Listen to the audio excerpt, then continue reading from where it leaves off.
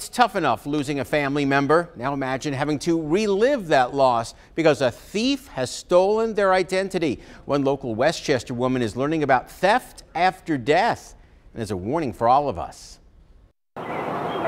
Sadly, even death, that peaceful final resting spot, no longer protects you from identity theft. The IRS sent a letter addressed to my aunt, marked deceased. Someone had used her Social Security number to gain employment. Susan Hughes couldn't believe it. Her aunt, who died 13 years ago, was suddenly an ID theft victim. Now she's scrambling to protect her loved relative and having to relive sad memories. After 13 years, who would expect to get something like that? Turns out identity theft involving the deceased happens a lot more often than you would think. It's very easy for the crook because that person is never going to find out about it.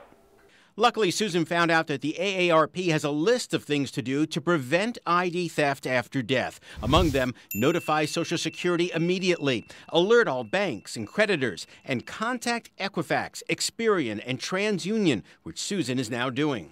To let them know they should mark that account deceased, do not issue credit. Even though Susan knows her aunt can't be troubled anymore, it still leaves her and her family feeling violated.